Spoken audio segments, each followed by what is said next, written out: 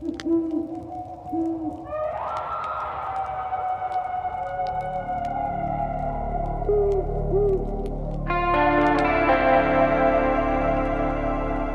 Appalachian Mountains are some of the oldest in the world, and we just happen to live in them. One thing we can tell you, there are ghosts in the mountains.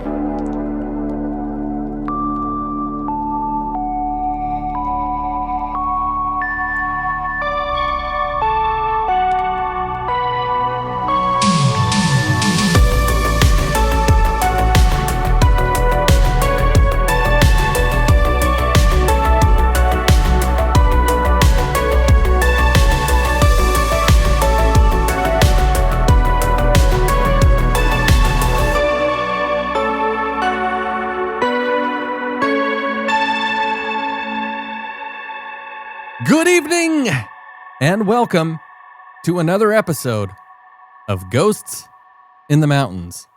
I never get tired of saying that. That was a strong good evening tonight, too. I'm going to get progressively more and more wily over the years. Just wait for it. I don't want to scare off the listenership to begin with, but 5 years from now, I'm going to be screaming. But as always, I am your host, Caleb Hanks, and with me, the inevitable Dr. Captain Austin Burgess, who may or may not be thrilled that his name probably for eternity is Dr. Captain Burgess. Yeah, I think it's stuck at this point. I think it's done, dude. We're going to have to make merch.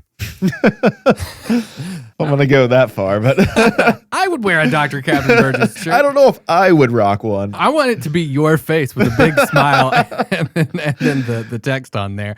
But how are you this evening, my friend? I am doing pretty well. How are you doing tonight? Dude, look, I'm going to let the cat ball out of the bag already. Oh. I am excited as heck because we've been talking about it all frickin' year, but it's finally happening. Tomorrow, we go into the belly of the beast.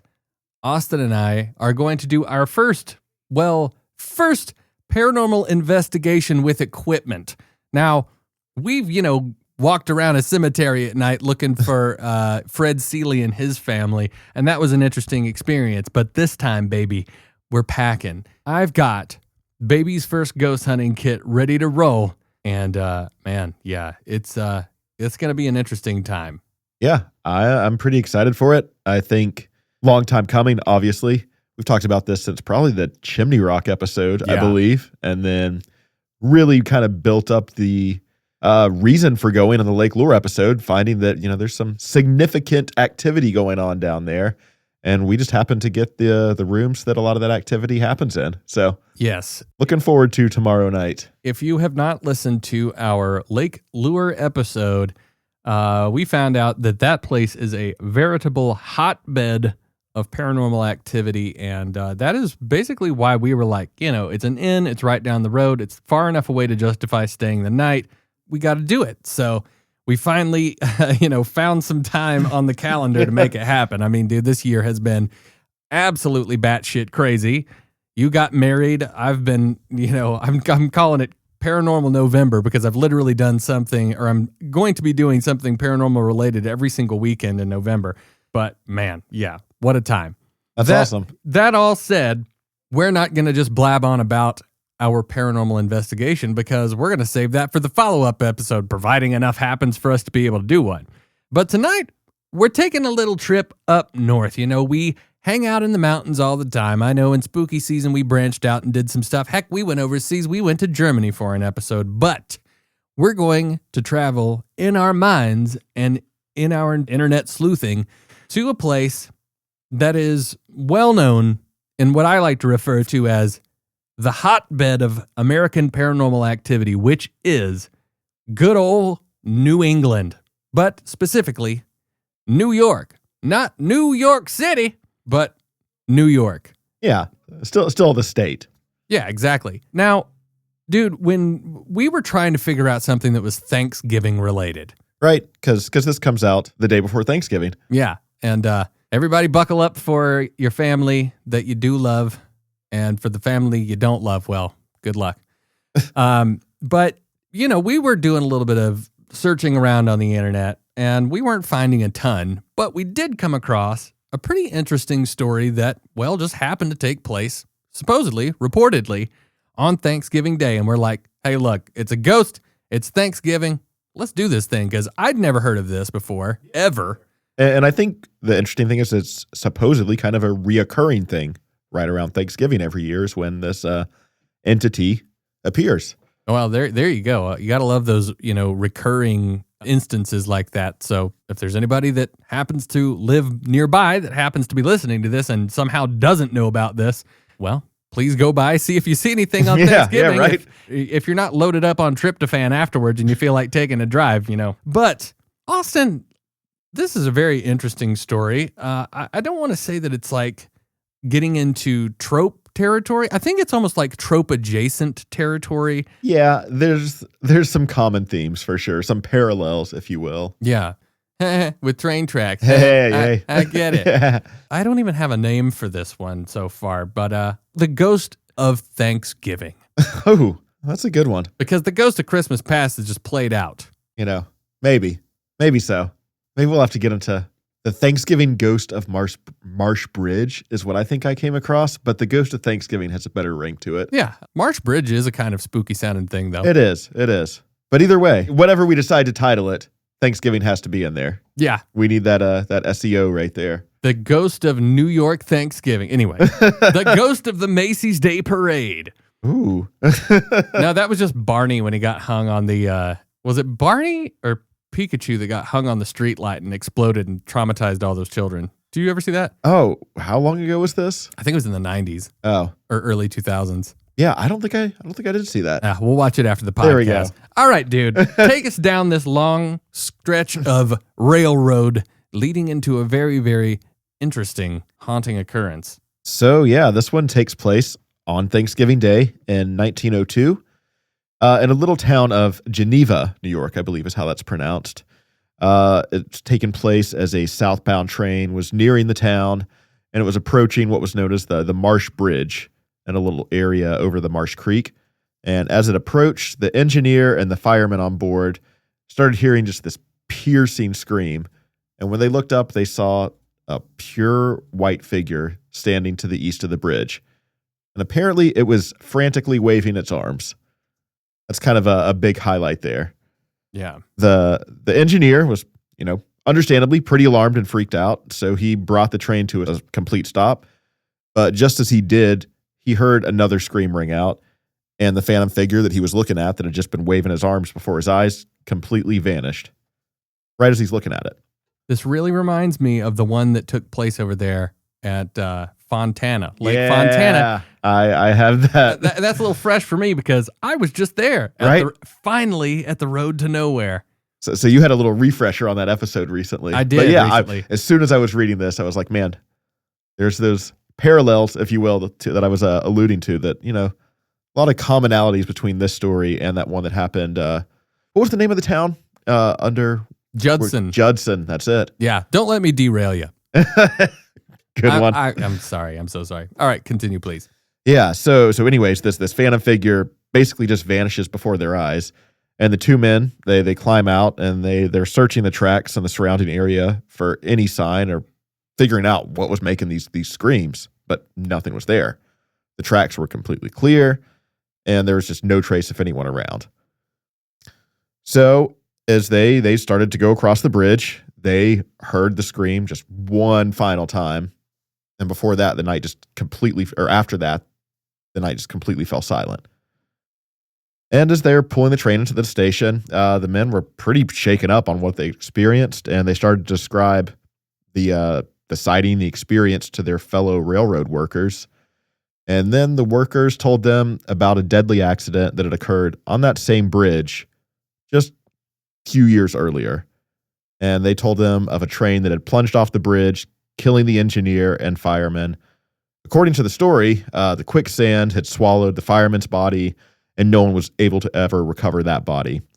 But since then, witnesses have reported seeing a shrieking phantom at the bridge every year around Thanksgiving. And fittingly enough, people began to call it the Thanksgiving ghost. But yeah, so they're basically told of this spooky occurrence that is happening, and that they aren't the first ones to witness this apparition right around the same time, right around Thanksgiving. And this tale, it was more than just folklore because it was actually reported in newspapers across the country. This incident of the two men experiencing this. The incident that I was referring to in the newspaper that was reported, it was reported in the Salt Lake Telegram, and it was just a few weeks after this alleged sighting happened in December 4th of 1902. And according to the newspaper article that published the story went like this. As the southbound train in the Lee Valley was approaching Marsh Creek, the engineer and firemen heard a sharp scream ahead. They saw a tall, white-robed figure standing at the east side of the bridge, frantically waving its arms. The engineer brought the train to a standstill. As he did so, the specter gave another shriek and disappeared. An investigation of the track and bridge disclosed no trace of the mysterious figure, but as the train passed over the bridge, the same shriek was heard. It was learned that every year, about Thanksgiving Day, the figure appears. A fireman once lost his life in the quicksand where there was an engine that went off the Marsh Bridge, and the body was never recovered. So, pretty much the same telling of the story that we just heard there, a little bit condensed. But I think the one kind of interesting standout was they said a white robed figure as opposed to just a pure white figure. That might have just been something that kind of got a little lost in the sauce. Yeah, exactly. And I think that probably is a good point to bring up here is some of the details blur on this. And I think we get into more of that telephone game effect where you see a little bit that's pieces taken from here or there, and maybe some of those tropes come into play. No doubt. That's kind of what I was thinking when I was reading up on this one. Yeah, for sure. But it's interesting that this occurrence, specifically the occurrence of them seeing this figure, whether it was a white robe figure or pure white figure, however the translation is, that did have some sort of documentation in the newspaper. So, right. It was more than just kind of a local legend. These guys were witnessed something, reported to the newspaper, but, was there any truth beyond that to the legend that they were hearing about the train wreck that happened and allegedly caused this phantom to appear in the first place? So normally this is where I go in and try to track down the truth behind the story. But luckily, Jennifer Jones from The Dead History did a lot of heavy lifting for us on this one. So dear God, thank you, Jennifer. Shout out to her, because this is really awesome source material we're pulling from on this one. She kind of went through a lot of the methodology that I would normally go through, looking into newspaper records, death records, trying to find out if there really was a incident that happened with a train wreck around Thanksgiving time that caused this apparition to appear repeatedly. And from what she said, it wasn't easy to track down either. So really big shout out to her on that one. Saved us some time and some preparation for our Lake Lure adventure. Yeah, she might have had to do the old microfilm thing. Maybe so. Going through all the old newspaper archives. But according to Jennifer, there was actually no clear record of an accident on Thanksgiving or one on Thanksgiving in any of the years leading up to 1902 that exactly matched that description. So that kind of threw her off at first, I think, I have a theory as to why it might happen on Thanksgiving, even though it might not have, the deaths may not have occurred then, but please. Okay, yeah, definitely can get into that here shortly. But like I said, she wasn't able to find anything that aligned completely with Thanksgiving, but she was able to find an event that pretty much lined up closely with the story's details on another date. And that was in March of 1873, March 29th of 1873, actually. A train leaving Syracuse at 7:45 p.m., and it was heading toward Rochester on the Auburn Road, I guess, which kind of goes right by Geneva, from what I understand. And when they're within half a mile of Geneva, the train ran into a washed-out bridge over Marsh Creek, where the floodwaters had just completely destroyed the supports. The train, the tender, baggage car, everything just plunged into the water below, vanishing beneath the surface. Somehow, though, the passenger cars remained on the tracks. So it was just really the front portion of the train that plunged in, and the passenger cars remained safe, which really prevented what could have been an even bigger disaster. Yeah. But for the men that were in the engine part, there was no escape for them. And from what all the evidence points to is that the violent current just tore through the wreckage of the train and made any immediate rescue impossible for anyone that was trapped down there, or the two men that were trapped down there. Yeah. So because of this violent current going on, the search for the missing crew was delayed just by the pure force of the floodwaters and just the hazardous debris that's floating around the creek, just in the wreckage of this. Like, you imagine you have this metal train that crashes down there, forcing rushing waters. Like, it's not going to be safe to go down there and try to attempt to rescue, because these things could easily chop someone in half. Oh, yeah, no doubt. Yeah. So it wasn't till the following day on March 30th that the body of engineer, let me see how to... Ignatius. You have the last name on that? Is it the B one? Yeah. I say Butte. Butte? Is there an L in there? Yeah, there is Beulte. Yeah, it's either Butte or Butyl.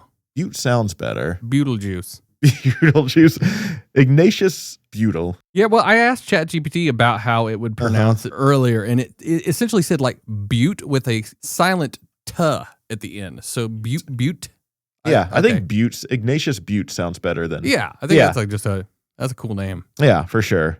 So yeah, on March 30th, the body of the engineer Ignatius Butte was recovered near the wreck. I used to know a guy with the middle name Ignatius. Did you really? Yeah. So you already knew that's how that was spelled out? Yeah, I mean, I don't... That wasn't the first place I had ever heard it, but yeah, that's a hell of a name, brother. Right. He's made for a ghost story. Yeah, dude. But then also, unfortunately, fireman Augustus Sipple, he had I don't want to say a worse fate, but just as horrible of a fate, because rescuers, they searched the crash site but found no trace of his body. The flood actually ended up sweeping him far downstream, and it wasn't till a few days later, on March 31st, that his body was recovered miles from the site of the wreckage. But after locating him days later, with the powerful current, and by the time they found him, the exposure had pretty much severely damaged and decomposed his remains. So that was a pretty gruesome discovery from the way that it was described on the records. Well, at least one thing that these two men left behind in the records were two of the most badass old world names I've ever heard in my life. What was the second guy's name? The fireman? Augustus Sipple.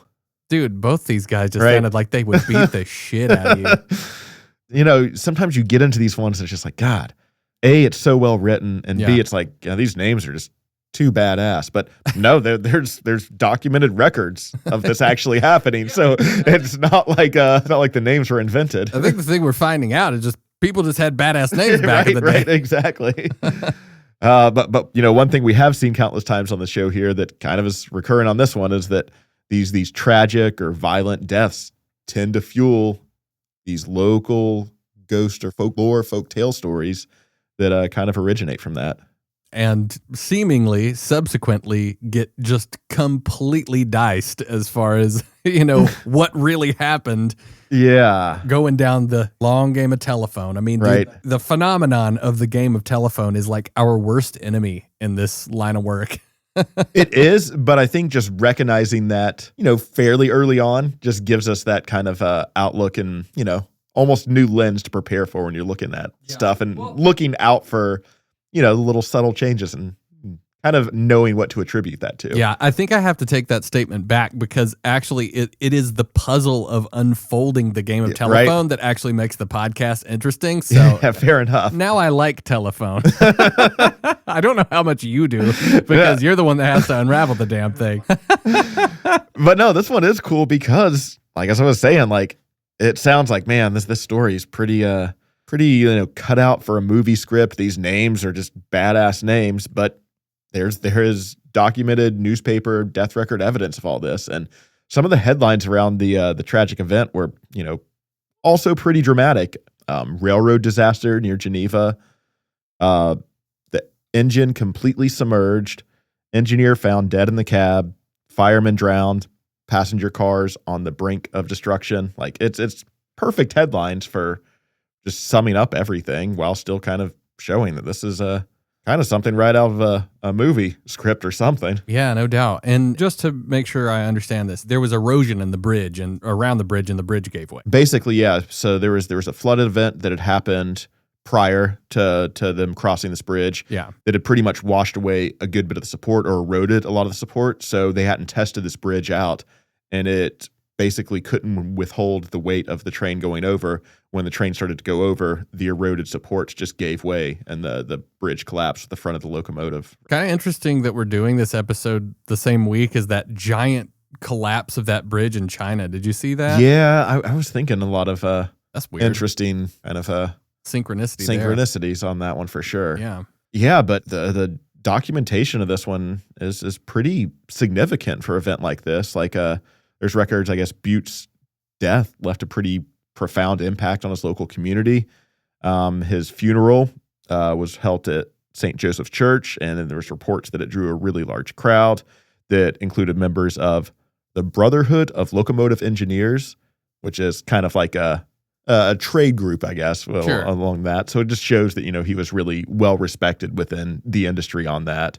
I didn't know that was a thing. That's interesting. Yeah. The Brotherhood of Locomotive Engineers. Yeah. Wow. Yeah. So the professional fraternity, if you will. Right. There you go. Yeah. I wonder if that's still a thing. I assume so. I should have looked that up. I guess we could check. I guess so. But yeah, they say that this untimely death, along with Fireman Sipple's death, this event together gave birth to the legend of the Thanksgiving ghost of Marsh Bridge, and the ghostly warning, if you will, of the dangers that kind of once lurked along the train tracks. Well, good news for you, brother. If you've ever thought about becoming an engineer, yes, the Brotherhood of Locomotive Engineers and Trainmen, BLET, is still active. Okay. Though its current name and structure reflect a merger with the International Brotherhood of Teamsters in 2004, it remains North America's oldest rail labor union and continues to operate under the BLET name, representing locomotive engineers and other train service employees across the United States. Learn something every day. That is awesome, actually. Wild. Adds even more credence to the story. There you go. They got the brotherhood part right. The whole thing's got to be true, right? Right. I mean, but yeah, like you said, this wasn't just some weird random freak accident. This is something that a lot of people felt probably could have and should have been prevented. Yeah. After a flood event like that, you would think that supports should be tested on something like that before a train would go over. I mean, that's honestly something to think about around here. Yep, probably so. I mean, I'm assuming they test this shit, but I don't know. Maybe we should contact the Brotherhood of Locomotive Engineers. You all inspired us. We are really worried about the integrity of our bridge system around here after the flood of Helene. We need you guys. Where is the BLET when I need them? So yeah, both families felt this was a pretty preventable accident as well, and they sued the railroad for negligence, basically arguing that the bridge had been in dangerous state before the flood had taken down the supports to begin with, and that should have been one of the first things checked. Like it supposedly wasn't like in the best of shape prior to the flood, so it's like of all things you should have checked, it should have been this support. Right, makes sense. I mean, it's I'm sure the flood was intense and did a lot of damage, but I mean, geez. Yeah, right. And in the court, they sided with them. They found the railroad liable and awarded compensation to both families. So in the form of, didn't get that. I was going to say that. Like pennies are actually worth a crap. That was not in Jennifer's deep dive there. Yeah. So I didn't want to go retracing footsteps for that. But well, hopefully they were compensated fairly. Yeah, I think for the time being, for them to get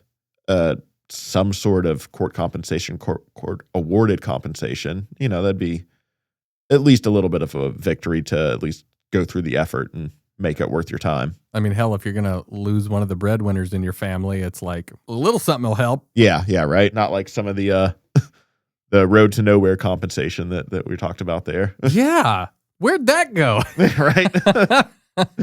But yeah, overall, the wreck just sent shockwaves through the Geneva community, and as details about the bridge's weakened state before the flood, began to come out, just the public outcry really started to grow with that. And the railroad was pretty heavily criticized by the community there for a while, and really kind of reinforced the idea that the ghost story may have been less about the supernatural and more about reminding railroad men of the dangers of poor track maintenance, which I thought was kind of a really cool, good way to look at it. That was Jennifer's take on that I kind of took from that.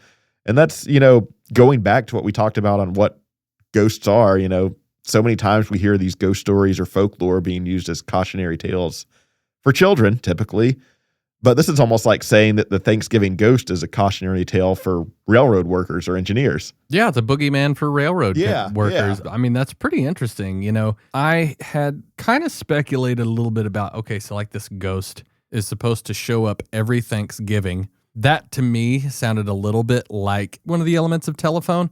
But my initial theory had been that in the event, the people that saw this apparition that is the main focus of the ghost story, I was thinking that potentially the reason that the thing showed up to begin with, or the reason that the apparition showed up, was because it was trying to prevent something that could have happened that Thanksgiving. I was kind of thinking that the element of it shows up every Thanksgiving to probably be like, this is just something they tack on to make it sound like one of the, the kind of tropey reoccurring things. But my thought was, just like we had talked about on the episode with Micah, where we were discussing, what are ghosts?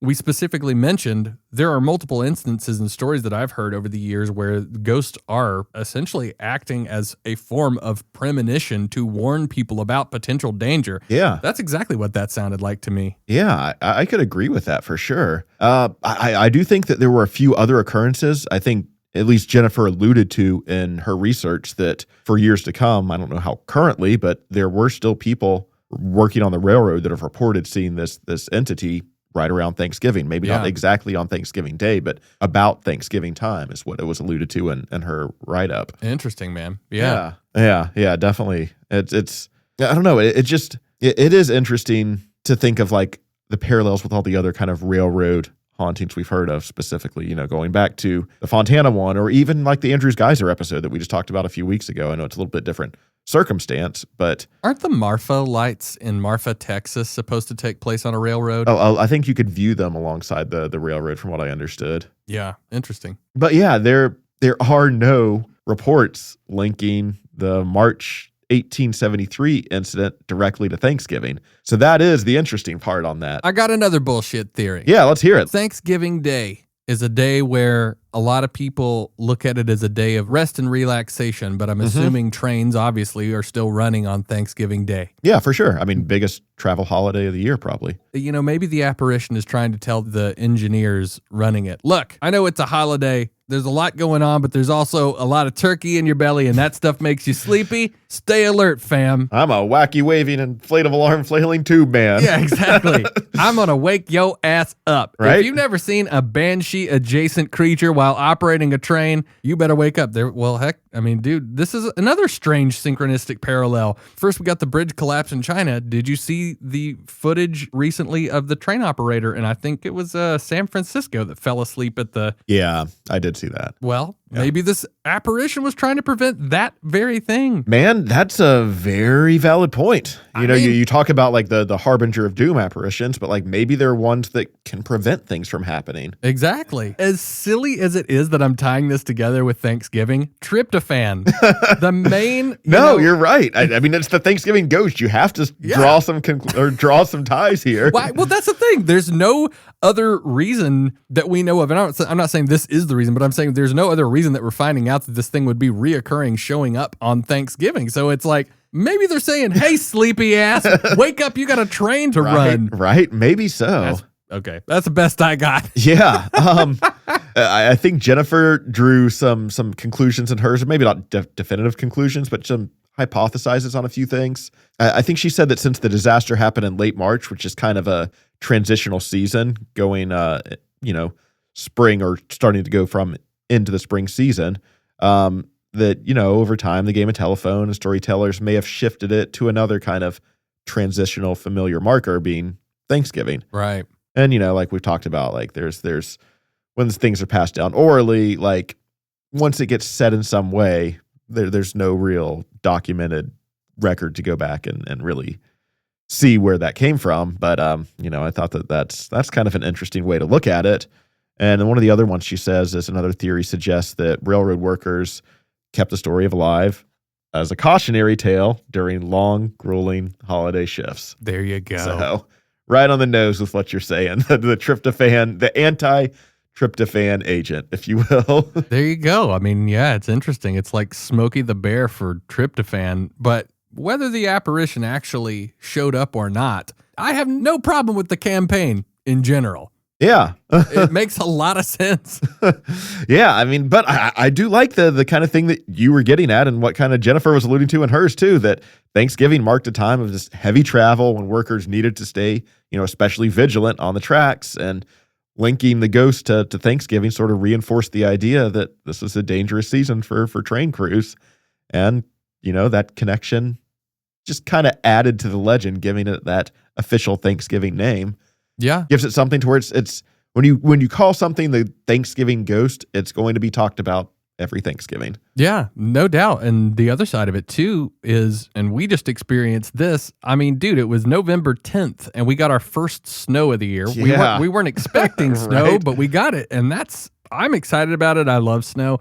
But not only is this a high traffic time of year, this is when the cold weather really starts coming in. So there's different environmental conditions. That's another element as to why people need to be super alert in situations like that in transit.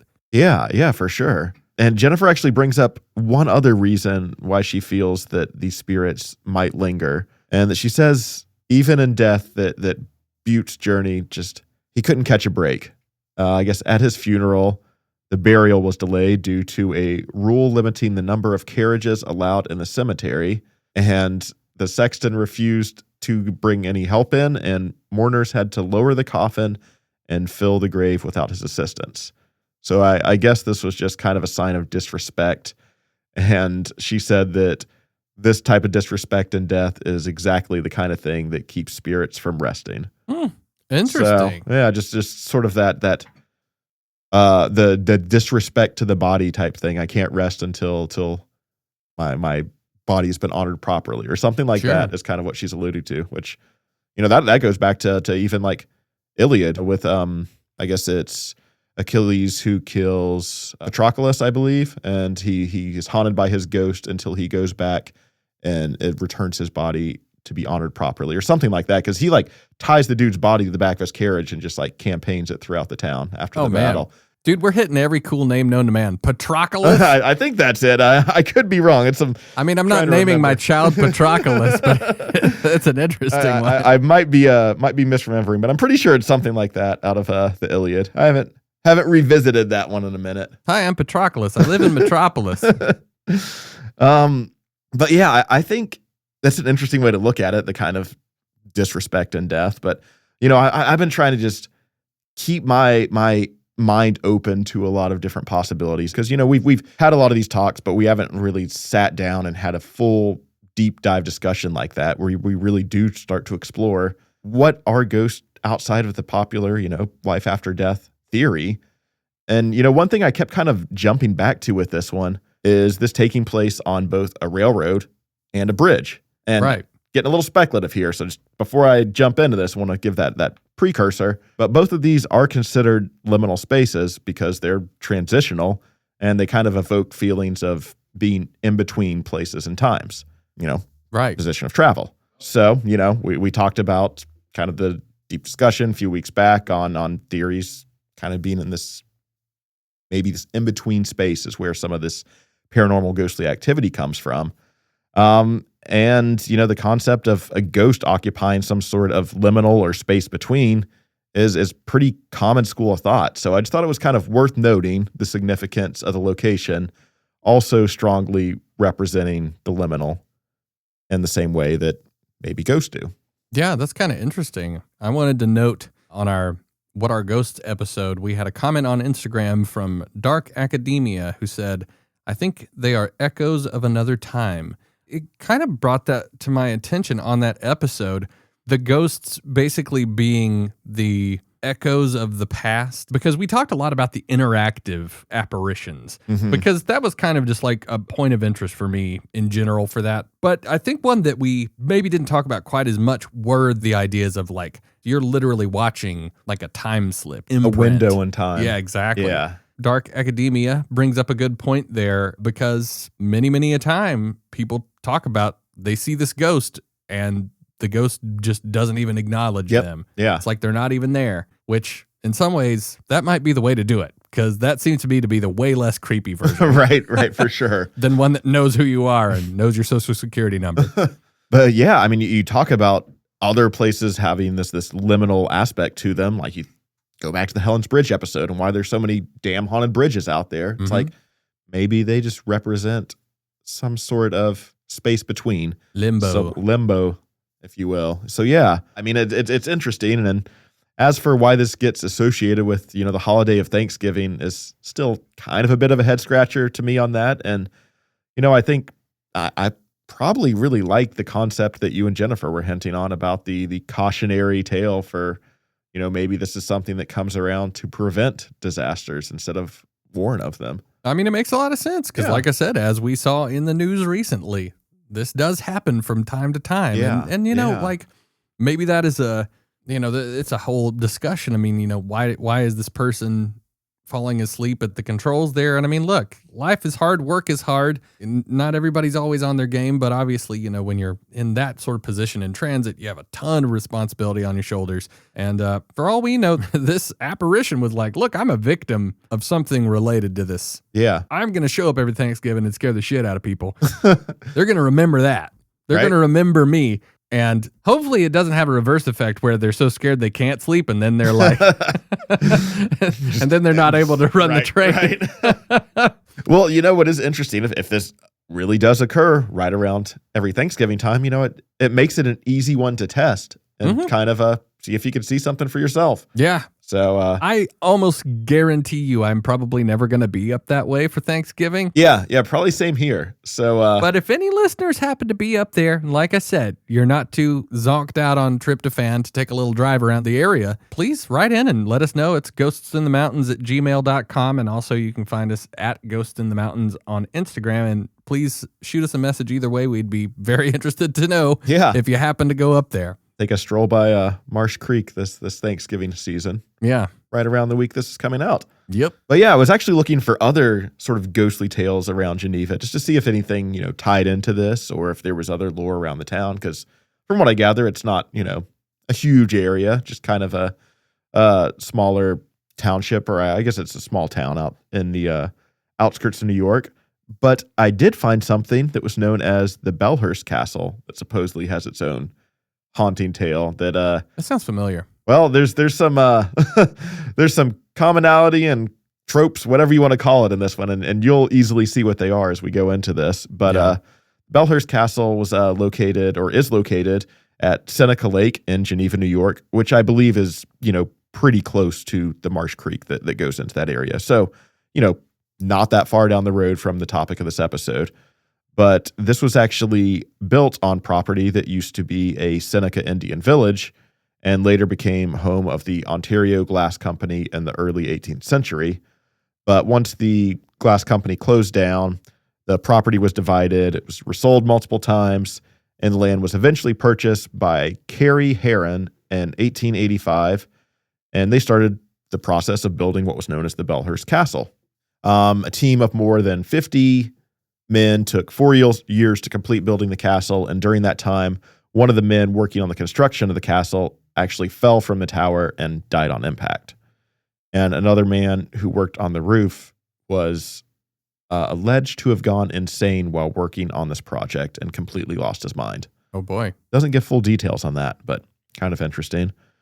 But however, one of the most famous stories that comes from Belhurst Castle was that of a young opera singer named Isabella. According to the legend, Isabella fled to the United States from Spain with her forbidden lover, Spanish Don. All right. Yeah. That's D-O-N. Yeah. Spanish Don. That's the name that was given. Spanish Don. Yeah. Anyways, I don't think that was his given name, but that's a hell of a nickname. But terrible parents if it was. Yeah. The couple was staying at the Belhurst Castle as guest of Mrs. Heron when Isabella's husband learned of her location. And, of course, he arrived at the castle to retrieve his wife, but Isabella and Spanish Dawn escaped through the wine cellar into the tunnels connected to a carriage house, but unfortunately, the tunnel collapsed during their escape, and the couple perished underneath it. Man, that's got to be a flimsy-ass tunnel. Yeah, and some really inconvenient timing to just... Seriously. You just choose that time to bump collapse. The wall and the whole damn thing goes down? But this legend, and I didn't really dive too much into this because sometimes you just get a gut feeling when things kind of reach a dead end. Sure. But this tale has led to the present tales that exist of the legend of the Lady in White in the Belhurst Castle that roams the hallways. All right. Yeah. So they claim that this is the ghost of Isabella that has been seen wandering the halls of the castle, dressed in all white. Guests have reported seeing her walking from the shores of Seneca Lake, standing on the front lawn at night, and perhaps searching for her lost lover. Others have reported seeing her apparition actually flying through the windows of the castle. The spirit of the former caretaker who died in the castle in 1972 is also believed to haunt the location, and his apparition has been spotted walking up the stairs as well as sitting on his favorite chair within the castle. And guests have reported other ghostly encounters, and they've had, some little trickster, pranksterish things happen, such as faucets turning on and off, and bottles and glasses flying around, and having their belongings, their baggage moved around the room, and strange occurrences of like tablecloths being tied to chandeliers, and some have even reported hearing almost like a sweet-sounding lullaby sung in the middle of the night. Dude, I liked your parallel there, that ghosts had reported guests. Yeah. What if that's what they're doing on the other side? I swear to God, there's people staying in this hotel, dude. Yeah. Either way, this all sounds really familiar. And what do you mean? I think it plays into a trope of the lady in insert color here. Well, yeah, very true. I think it's kind of interesting that this person potentially reportedly died in the catacombs because, it's kind of catacombs, it's kind of tunnels. Tunnels, I think, is what you said. Yeah, the tunnels that connected the wine cellar to a guest carriage. But wasn't the pink lady like floating around terrorizing a plumber in the tunnels? You're right. Underneath the Grove Park? She just liked to have fun. Yeah, ghosts like tunnels. Inconvenient for people that are scared of ghosts because that's probably one of the last places you want to run into one. I mean, that's probably, if you're a ghost that's into getting a scare out of someone, that's probably the easiest place to do it. Because hell yeah, they're in a tube. You got nowhere to go. Yeah. You go forward, you go back. Yeah. That's about it. So, yeah, I thought that was at least worth bringing up, although I didn't dive too much into the factuality of that one.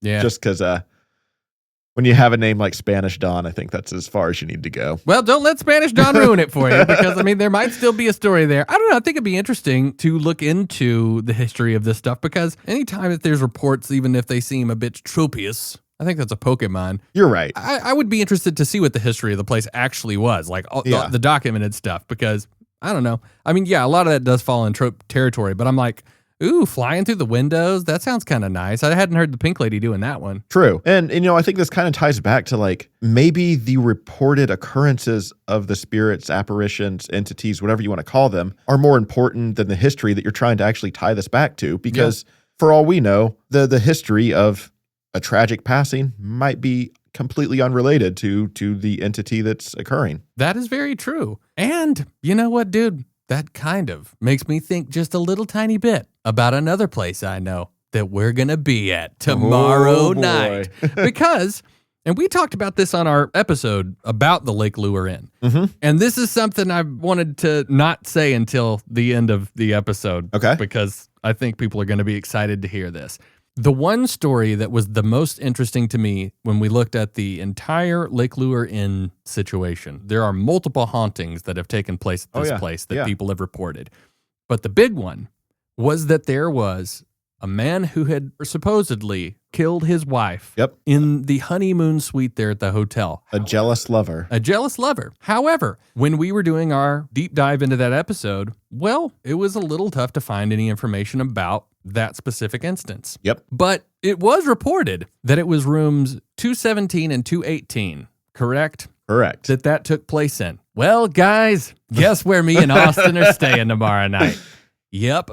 The burglar made it happen, and he arranged it to where we'll be staying in 217 and 218. I want to call dibs on 17 if you don't mind. Yeah, that's fine by me. Yeah, 17 is my birthday. It's a lucky number for me. Okay. Significance. I like it. Yeah, I'm feeling 17. I'm super into it. I'm not feeling 17. I don't feel like a tired teenager. I feel like an old bastard. But man, I am very excited that we got the rooms that supposedly this happened in. Yeah. To my knowledge, outside of 545 in the Grove Park Inn, she didn't die there. That's just where people see it. But I've never stayed in a place where reportedly somebody was murdered. Yeah, me either. So I told Adriana we got the haunted rooms, and I was met with a great. Yeah, I mean, dude, it's going to be interesting for sure. Yeah. But there is a chance that I think that no matter how you cut it, there is enough paranormal activity in the place that it's going to be very interesting no matter what. Yeah, for sure. I was going to say one of the other things I'm interested in is the dining room area that had the little boy spirit that was captured in that photo. Big time. Even some of the lower levels where the cigar smoke is reported, allegedly kind of being tied back to Lucius Morse, I believe is his name, who built the place. Is he the one that they say that they've seen him literally floating through the damn hotel? Yeah, they've seen the spitting image of him. I'm going to be keeping an eye out for that shit. Right? Well, dude, the thing about it is like, I'm a bit of a night owl anyway. If I wake up in the middle of the night and I'm like, let's just roll out. Maybe I need to get something from the car. Yeah. Yeah. I might. Any excuse to roam the halls. Dude, it might be like 3, 4 o'clock in the morning and I might be rolling around there. I might just be up that late anyway. There you go. But there is a chance that those rooms, didn't have that take place in it. But there's been quite a few people that said that although it was not reported in the news, I don't know why it wouldn't have been. Yeah, and that's one thing when I was sort of chatting with the hotel management that, they pretty much knew when I requested those rooms what we were doing. Yeah, exactly. Yeah. They think that we're like bigger YouTubers than we are. They're like, please be somebody famous. Yeah. Sorry. You get the ghost in the mountains. Yeah, we're not even a year old, but hey. But no, I think they were extremely appreciative to have us showing any sort of support coming down and bringing attention to their property. But it was alluded to that there's lots of stories that you're going to hear through local legend and can be found online. But when you start digging through archives, you're not going to find any sort of historical, factual documentation of the murder that occurred there. Yeah. Now, the murder's one thing, but I remember on the episode that we did about Lake Lure, I was reading some of the stuff off. I always forget if it's my or your, but myghoststories.com. Oh, yeah. There were people that had worked there that talked about all kinds of different experiences. Yeah. Hearing their voices being called. I mean, there are enough reports of just individuals that have spent a decent amount of time there for me to be like, hands down, could not be more excited about checking this place out. I mean, we've covered a lot of different locations, a lot of locations that are pretty accessible, but I'm serious, like out of all the places that we could potentially actually be going to check out, I am so excited it's this one. Yeah, for sure. And like you said, like when we were doing that episode, just every little piece we had or uncovered kind of was like, oh, like this might be more significant than the Grove Park Inn. Yep. Oh yeah. I mean, the cat balls video itself, like the woman that captured that, like now that you've had them, you've kind of been able to experiment with them some. Like, I don't know, have you had any experiences where they just go off randomly? Oh, well, so yeah, guys. So Austin and I are actually starting the Triggering Cat Balls podcast. Yeah, I got some cat balls. I finally have balls, everybody. And yeah, I've messed around with them a little bit. I turned them on. That sounds so weird. I've messed around with the balls a little bit. I've turned them on and I've like set them in the house and just to see how easy they are to turn on. They are not really that easy to turn on. Yeah, you've got to have some sort of stimulation. force, of stimulation, if you will. Why does this sound so dirty? Yeah, well, I mean, like I had my wife try to get as close to them as she could. Why is this so horrible? But I tried to get her to approach them without making a ton of like forceful movement. Yeah. And they are not that easy to trigger, which I was excited about because I thought that these were going to be, God, the innuendos are just piling up. A stiff breeze would just set them off. Yeah, yeah. But no, that is not the case. And yeah, I'm legitimately excited. I'm going to do an experiment. I've talked to Austin about this. I knew when we were going to come into this, with this being like our first actual with equipment paranormal investigation, I wasn't going to just like completely half-ass it. So I've got some tech that I didn't even have back when we were doing investigations with the Lemur team. Fam, I went thermal. I've got a FLIR attachment that essentially, it's a FLIR camera. It's a small thing, but it attaches to your iPhone, and it turns your iPhone screen into the display for the thermal camera built into the apparatus. From everything I can tell, it works perfectly because there's a particular socket in my house, a plug in the wall that for some reason it's just like got a breeze from hell coming out of the thing. Probably need to get that looked at. But I put the thermal camera on there, showed up cold as hell. And I was like, well, that makes sense. Right. Works fine. Yeah. So I'm very excited to have that. We've got the cat balls. We've got our typical EMF meters. We've got the Tri-Field Natural EM meter that Dr. Burgess helped get earlier in the year because all I did was talk shit and say, you can't get them. He Googles it. Boom. One on eBay. Well, now it's property of Ghosts in the Mountains. And man, I could not be more excited. So I have an experiment that I'm going to try. I've got a couple of different cameras that I'm going to bring down, but I'm going to bring one of the cameras that I've got, and I'm probably going to set it up in our room. So when we go to dinner or something, I'm going to set that thing up. I'm going to set the Tri-Field there. I'm going to set the cat balls there. I'm going to put the EVP recorder there, and I'm going to keep the camera in the room. So if any of those things trigger, and also if any of them trigger simultaneously, well, that's a pretty interesting sign there. Yeah, no joke. And I'll have it on, multiple recording devices. So very excited to try that one out, and among other different things, but very excited to go throughout the entire place. And hey, look, guys, if nothing happens, then that just is what it is. So sorry. Yeah, we're not going to fluff up anything for the fake dramatic effect because that's kind of what ruins the whole aspect of paranormal investigation. Yeah, and we're just not in the business of trying to fabricate stuff and make something out of nothing any more than we already do. Fair enough. But that said, we are going to be filming a ton of it. And we're going to give that footage to everybody that subscribes to us on Patreon because, man, me and Austin are not like big YouTubers, all right? We're not big on it. But it is going to be interesting to document it. And yeah, if you want to subscribe on Patreon, you can check that out. So when I get it done, when I get it all put together, if anything happens at all. So that said, we're rounding out this episode. So I am assuming that there's not anything left with the Thanksgiving ghost story. Tryptophan. Yeah. We'll chalk it up to that. It's all about the tryptophan. Yeah, but either way, I do think it's cool that we do have something that brings a little bit of spookiness to the after Halloween holiday, if you will. I agree. Because there's not a lot, as we found, that we ties any sort of ghost haunting paranormal occurrences to Thanksgiving. And this was a pretty damn good story, if nothing else, that does have some roots in something factual. So I thought that this is kind of a cool way to celebrate Thanksgiving in a spooky way. I also just thought it was a really interesting story in general, just from the perspective of whatever this initially was, it inevitably evolved into a cautionary tale. Yeah, it certainly seems that way.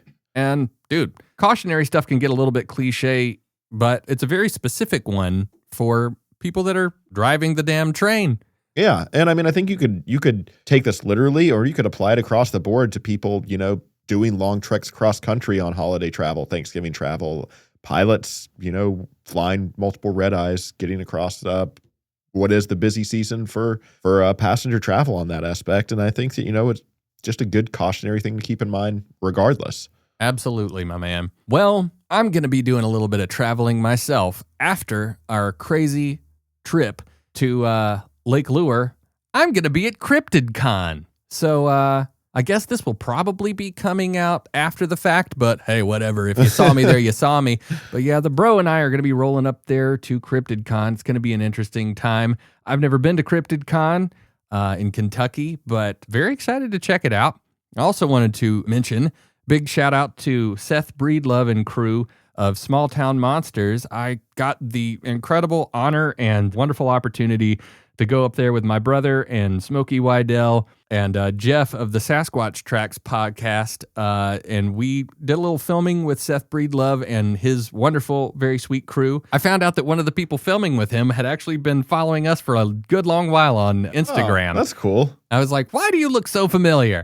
But yeah, huge shout out to those guys. We got to go up to the Road to Nowhere, which was part of our Fontana Dam episode. I'd never been there before. It was very interesting to see. And we got to go out there in the woods and talk about Sasquatch and the Cherokee Little People and some of the ghost stories that we mentioned on the Fontana Dam episode. And I don't know when that's going to be out, but if you're a fan of Small Town Monsters, well, you might see me on there at some point. But yeah, awesome, man. I really enjoyed this episode because we haven't done a lot of train episodes. Well, until recently, I feel like they've been piling up. Yeah, that's true. The Andrews guys are definitely was pretty centric on that, and I feel like Fontana Dam wasn't that long ago, but I guess it kind of was. Yeah, God, I think that might have been in the summer. Yeah, time flies. Either way, time does fly, and that is why it's no time before you and I are going to be sleeping in a room that potentially somebody was murdered in. So, all right, cool, rock and roll. Well, see you there.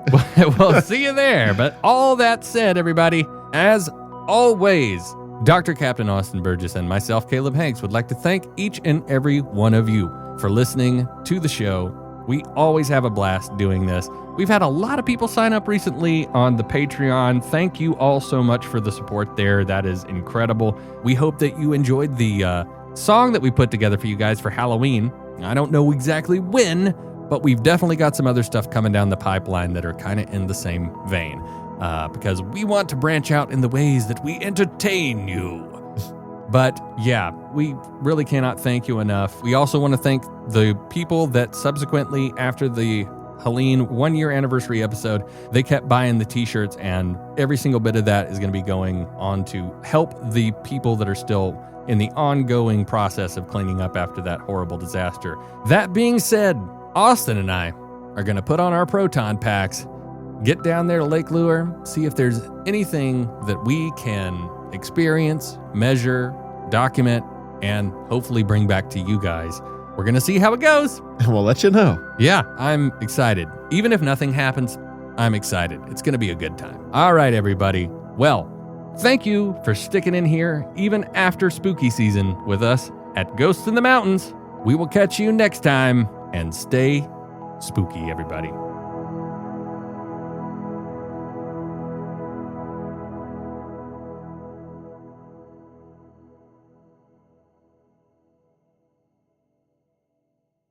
Hey, this is your host, Caleb. I'm over here with Dr. Eric Clapton Burgess, and this is the Triggering Cat Balls podcast. Let me tell you about tonight. So I just got a brand new scope I'm going to try out, and man, I tell you what, I think that this could probably shoot the flea off a dog's back at 300 yards, but I'm triggering cat balls tonight, baby. I'm going to do that character the entire time we're at Lake Lure, brother. I'm really sorry. Can we just get the Wafer Brothers? Hey, the public doesn't know about the Wafer Brothers, but they will soon. Yeah, I'm going to leave that one to you guys. You're not going to know what the Wafer Brothers are, but hey, if you ever see me, come up and ask. All right, there's your keister egg. Get out there and trigger some cat balls, people. Good night.